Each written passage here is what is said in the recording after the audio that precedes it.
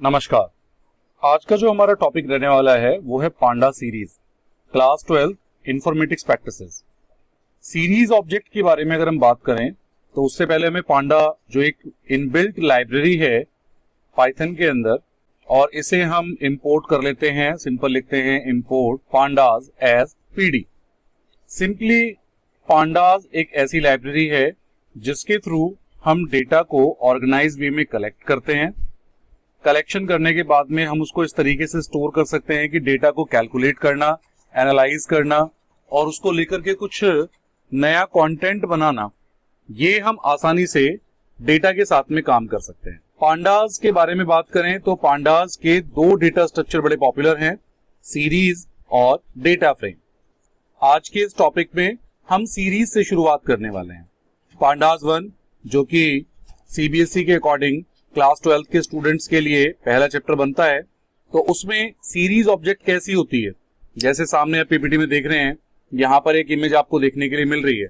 Series के कुछ indexes हैं, सीरीज का अपना कोई नाम है और सीरीज की अपनी कोई वैल्यूज हैं। पाइथन की लाइब्रेरीज के बारे में बात करते हैं। A collection of built in modules that allow us to perform many actions without writing detailed programs for it. एक बिल्ट इन मॉड्यूल्स या लाइब्रेरी का सबसे बड़ा बेनिफिट हमें तब मिलता है जब हमें कोई प्रोग्राम बनाना है और उसके लिए कुछ बड़ा कोड करना होता है, और अगर वो कोड आपको पहले से ही इनबिल्ट आपको मिल जाता है।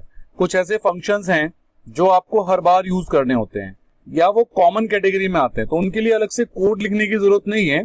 पाइथन की जो सपोर्टेड लाइब्रेरीज हैं, आप केवल उनको इंस्टॉल करते हैं और उनके फंक्शंस को यूज करना शुरू कर देते हैं। तो ये सबसे बड़ा फायदा होता है लाइब्रेरीज का।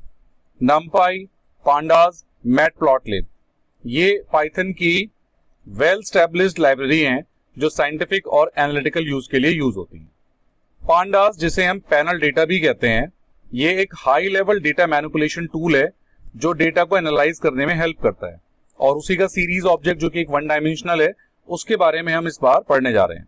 It is very easy to import and export data using pandas library, और ये बड़ा आसान हो जाता है कि पांडास की लाइब्रेरी का इस्तेमाल करने से कि डेटा आसानी से इंपोर्ट और एक्सपोर्ट हो जाता है। पाइथन के अंदर दो डेटा स्ट्रक्चर हैं पांडास के, एक है सीरीज और एक है डेटा फ्रेम। जैसा कि आप सामने फिगर आउट देख भी पा रहे हैं कि एक तरफ सीरीज ऑब्जेक्ट में यहाँ लिखा हुआ है कि यहाँ पर ये हमारे इंडेक्सेस हैं।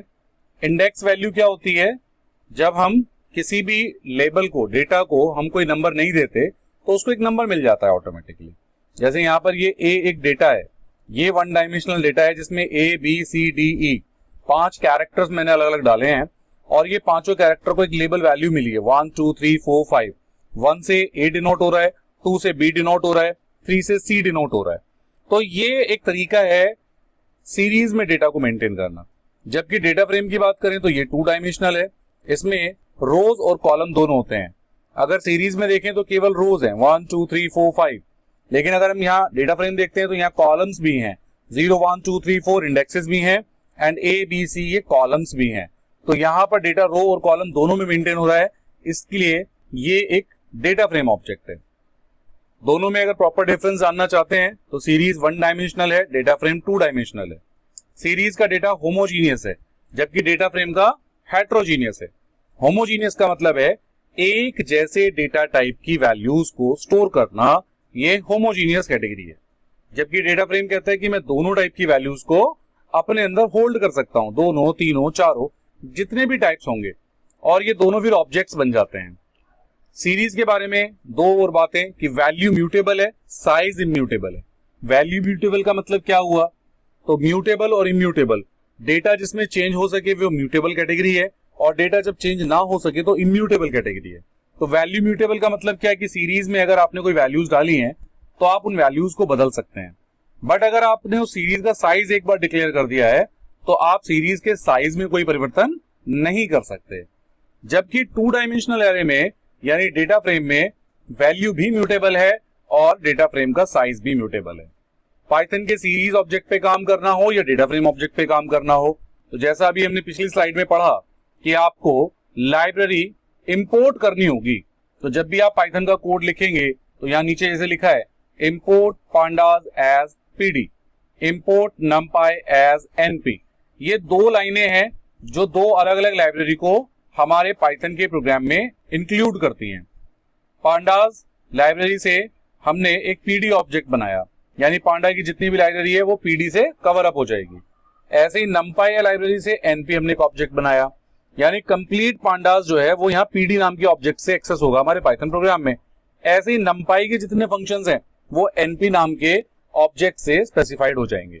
तो ये एक बेसिक सा डिफरेंस है और समझाने के लिए कॉन्सेप्चुअल चीजें हैं कि कैसे सीरीज और डेटा फ्रेम में डिफरेंस करते हैं। सीरीज के बारे में स्पेशली बात करते हैं तो सीरीज वन डायमेंशनल एरे है जिसमें दो चीजें होती हैं, नंबर एक डेटा होता है, नंबर दो उस डेटा का इंडेक्स अवेलेबल होता है। जैसे वही वाली फिगर हमने यहाँ पर लगाई हुई है, ए बी सी डी ई ये डेटा है और जबकि उसके लेफ्ट हैंड साइड पर 1 2 3 4 5 ये उसके इंडेक्स वैल्यू। अब सीरीज ऑब्जेक्ट पे हम कैसे प्रैक्टिकली वर्क करते हैं, इसके लिए हमारे पास में बहुत सारे एप्लीकेशंस हैं। पाइथन में जुपिटर आइडल है, पाइथन का अपना आइडल है, स्पाइडर है, या माइक्रोसॉफ्ट का भी आपका एक विजुअल कोड है एमवीसी जिसे हम कहते हैं। और भी बहुत सारे एप्लीकेशंस है जिस पर आप पाइथन का कोड रन करके देख सकते हैं। हमने जुपिटर का यूज किया है, इजी टू यूज है, सामने एक कोड का रिप्रेजेंटेशन भी है।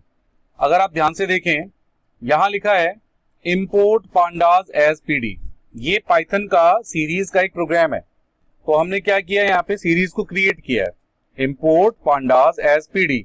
तो जैसे हमने बताया था कि ये लाइन क्यों लिखी जाती है, पांडास लाइब्रेरी को इंक्लूड करने के लिए कि भाई मैंने पाइथन में पांडा लाइब्रेरी प्रयोग कर रहा हूं जो कि मैं पीडी नाम के ऑब्जेक्ट से एक्सेस करूंगा।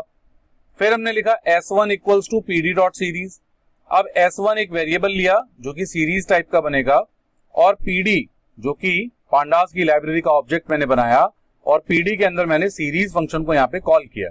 सीरीज में मैंने एक लिस्ट पास की है जिसमें 4 6 8 10 ये 4 इंटीजर वैल्यू हमने यहाँ पर दी है और हमने फिर प्रिंट में मैसेज प्रिंट कराया सीरीज ऑब्जेक्ट, देन हमने प्रिंट में मैसेज कराया s1। तो series object as it is लिखा आ गया।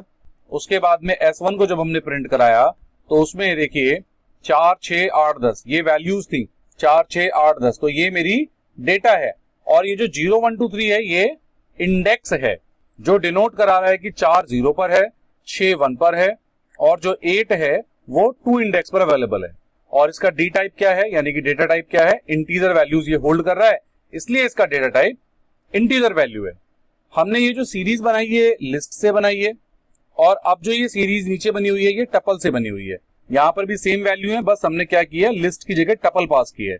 यानी पाइथन की जो सीरीज है उसे आप लिस्ट से भी प्रिपेयर कर सकते हैं, टपल से भी प्रिपेयर कर सकते हैं और भी बहुत सारे तरीके हैं जिनसे सीरीज को बनाया जा सकता है।